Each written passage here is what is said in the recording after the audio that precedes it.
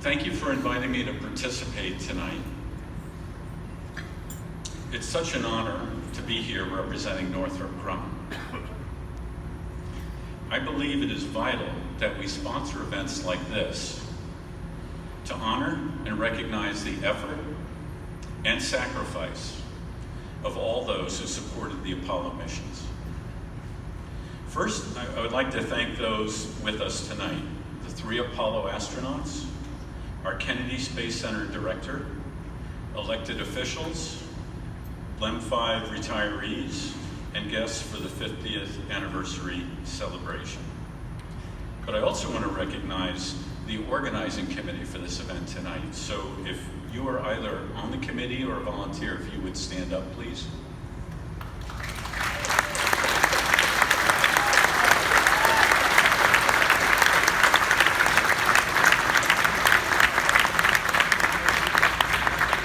I know a lot of hours went into organizing this event.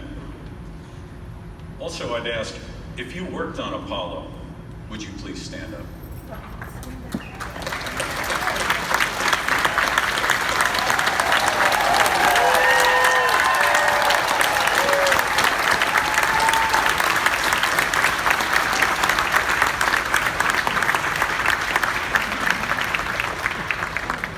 And finally, if you were married to someone, or your father or mother worked on Apollo, you were part of making it happen too. So if you would stand up, just stand up.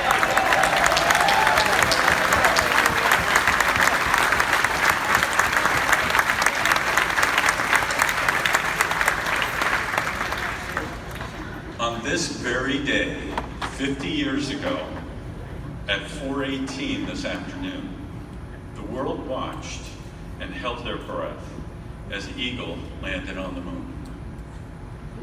And at 10:58 tonight, 50 years ago, that evening, Neil Armstrong made the first steps on the moon. I'm sure that everyone can remember exactly where they were. The people in this room made it possible. Tonight, we thank the employees who worked on the Apollo program, the astronauts, NASA, and Grumman. What occurred 50 years ago is the greatest accomplishment of mankind. Amen.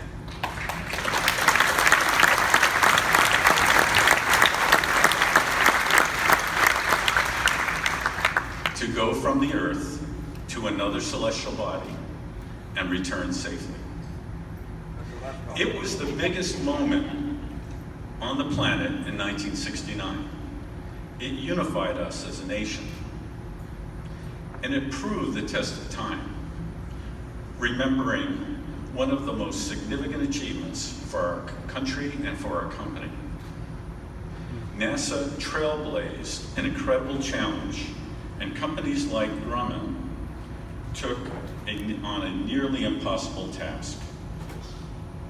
We designed and built a spacecraft that had never been flown and could not be flown prior to the mission. There were no second chances. It had to get right the first time. But 50 years later, let's try to imagine the challenge. After contract award in the late 1962 to Grumman, you need to design, build, test, do final assembly, and launch an aircraft in 6 years. Anyone who works in aerospace and defense today knows that's a challenge. And something no one had ever done before. But let's look at it a little closer. You don't know if the lunar surface has an inch of dust or it has 2 feet of dust. You need to design it, not with computers, but slide rules to 3 significant digits. 3 digits. You don't have computers, you don't have finite element analysis, you don't have computational fluid dynamics. Now you have a flight control computer, your guidance computer, that has 2K of RAM and 38K of ROM. So your smartphone today that you probably have in your pocket is 1,000,000 times more powerful. And now you need to invent new materials. And you've got to keep the LEM to 11,000 pounds empty. And you need to design all your test facilities, you need to design all your office facilities, and oh, by the way, you need to hire about 9,000 people and train them and educate them. But think of the enormity of the task and the statistics. A Saturn V, 3-stage vehicle, weighing 6.5 million pounds, with 7.5 million pounds of thrust, to lift what eventually was a 38,000 pound lunar module, 11,000 pounds empty, to the moon. So that's a 600 to 1 ratio. So every pound made a difference on the lunar module, plus its reliability. In the end, the LEM was the most reliable part of the Apollo Saturn space vehicle.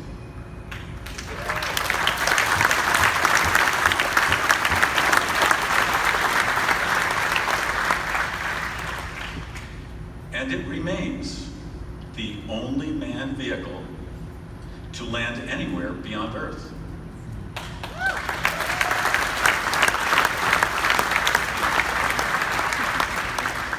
The Apollo astronauts who are here with us today bravely stepped forward and placed their lives on the line, trusting the men and women who created these launch vehicles to get them to the moon and home safely. Apollo 13 proved testament to how well those vehicles would work.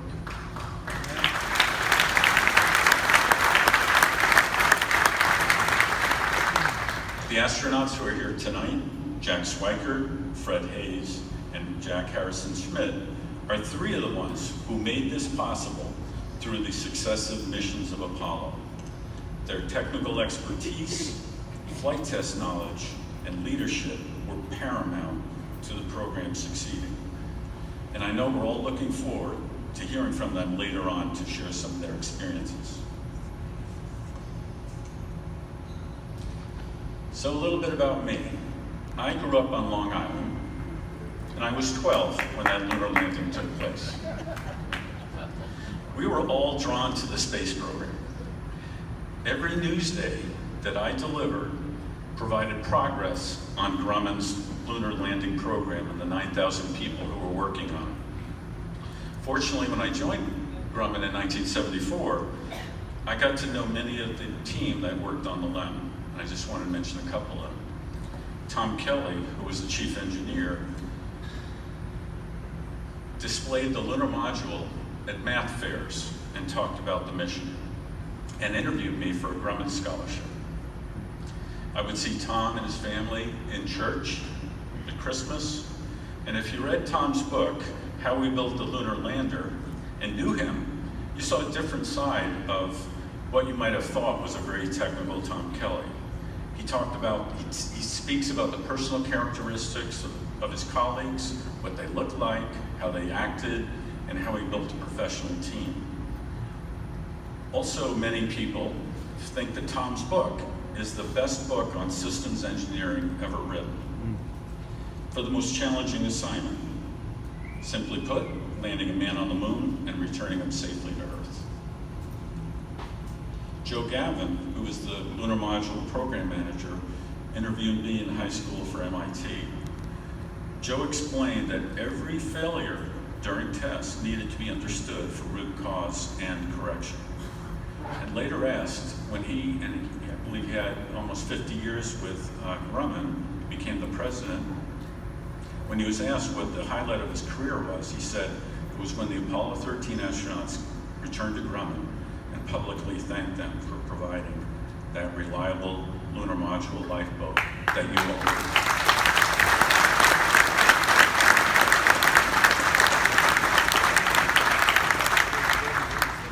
I met Neil Armstrong on a total eclipse cruise to Africa as a high school student.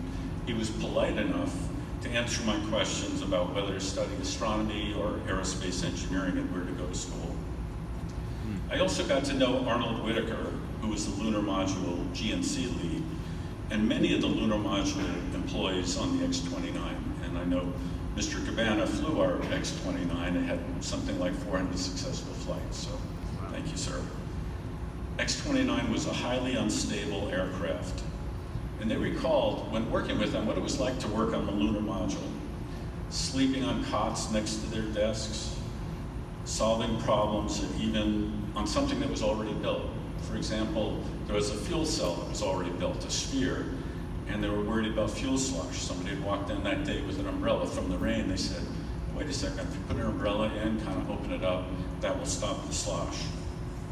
And those challenges occurred probably every day on the program here at the Kennedy Space Center with the team that did the large-scale integration, ground test, and launch. So thank you all.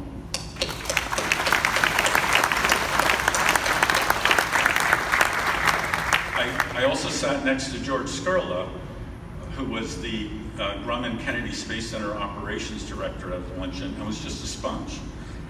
He shared his experience on leading people and solving issues here at the Cape. So what I want to say is all of you have been role models to us, showing the commitment to excellence, along with the astronauts and NASA personnel that you were teamed with. Now, Grumman's story didn't end with the lunar module. Grumman later assisted Rockwell in designing the space shuttle, built the space shuttle wings, supported the space station, and Northrop Grumman built a craft that actually discovered water on the moon. Today, we're currently working on over, if you go to the website, 160 different programs in space, transportation systems, satellites, and different technologies. Names like James Webb Space Telescope, Cygnus, Antares, Omega, they're all there. And we're looking forward to being part of returning to the moon and beyond. So I've admired the team that worked on the Apollo program my entire career. You were part of something special and enduring. Some of our retirees this week, with the anniversary, visited our Melbourne facility. It was great to see the younger engineers engaging very intently with our retirees and them with them. And the retirees just perfectly on their game, knew their systems, could call out the weights, the flow rates, unbelievable. Your story is fascinating today as it was 50 years ago. So on this 50th anniversary of the lunar landing, to all the astronauts, NASA employees, and LIM 5 retirees, our sincere gratitude for accomplishing the most historic mission of mankind. Thank you.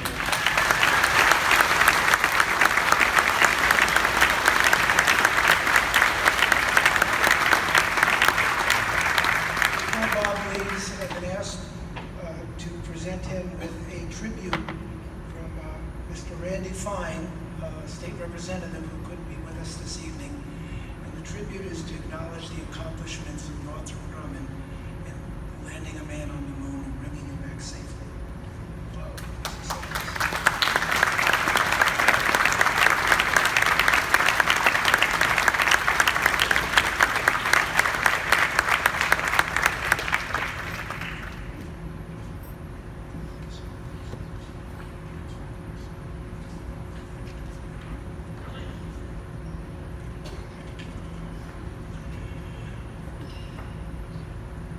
Thank you, Bob. At this time, I'd like to address your attention